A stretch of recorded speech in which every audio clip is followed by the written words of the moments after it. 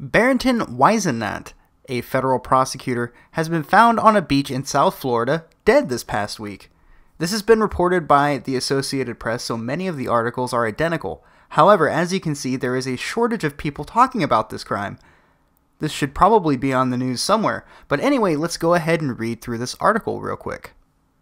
The body of a federal prosecutor has been found on a Florida beach with possible head trauma.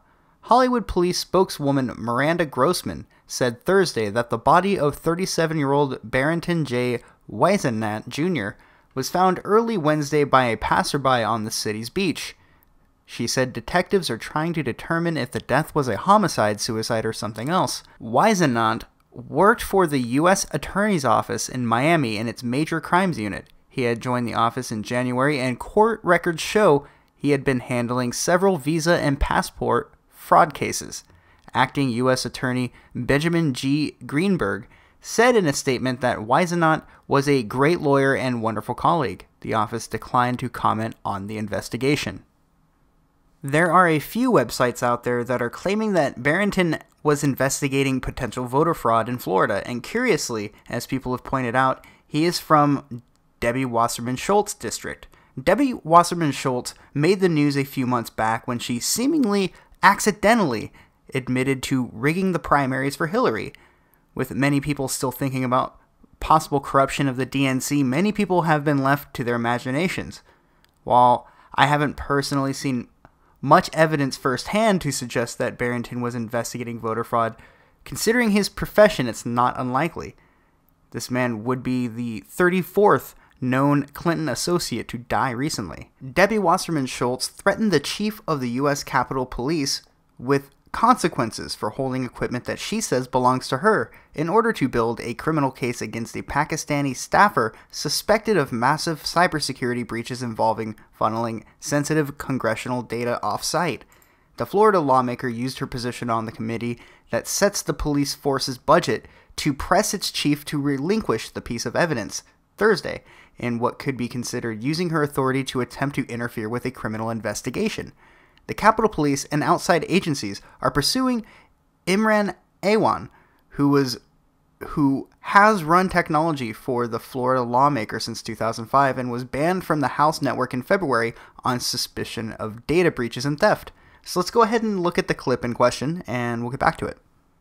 And then lastly, I'd like to know how Capitol Police handle equipment that belongs to a member or a staffer that's been lost within the Capitol complex and found or recovered by one of your officers.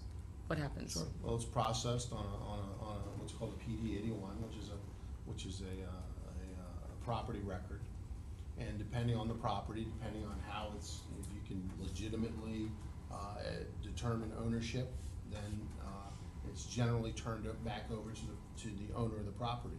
If it's part of an ongoing case, then there are other things that have to occur for that to happen. So if a member says that they have equipment that's been lost and you find it, it would be returned to the member? In a general sense, yes. Okay. You have to identify, you have to be able to positively identify the property and be able to establish ownership. Right, and if ownership is established? If it's part of an ongoing case, then there are additional things that need to be done. But if the member owns the equipment and there is no ongoing case related to that member, then the equipment is supposed to be returned. Right. In a general sense, yes. No, I mean in a specific sense. If the member loses the equipment, says they lose the equipment, Yes, ma'am. and it is found by the Capitol Police, it is supposed to be returned. If ownership has been established, Right. it'll be returned. If it's subject to an ongoing investigation, there are additional things Okay. that need to be turned But over. not an ongoing investigation related to the member. If the equipment belongs to the member, it has been lost, they say it's been lost and it's been identified as that member's, then the Capitol Police is supposed to return it. Correct? Well, it's not I can't give a yes or no answer on that because I know It's a simple more yes or no parameters. answer. Well, If you if a member loses the equipment yes, ma'am. and it is found by the Capitol Police or your staff, and it is identified as that member's equipment, and the member is not associated with any case, and that is their equipment, it is supposed to be returned, yes or no? Depends on the circumstances, and if the circumstances are. I don't understand how that's possible. Members' equipment is members' equipment that is not it is not, under my understanding, the Capitol Police is not able to confiscate members' equipment when the member is not under investigation. It is their equipment, and it's supposed to be returned. Well, I think there's extenuating circumstances in this case, and I think that, you know, working through my counsel and, you know, the necessary personnel, if that in fact is the case, and with the permission of, through the investigation, then we'll return the equipment. But until that's accomplished, I can't return the equipment. I think you're violating the rules when you conduct your business that way, and should expect that there would be consequences. I yield back.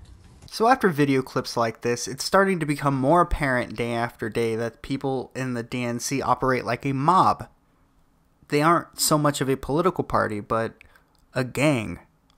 Which shouldn't surprise me, but it does.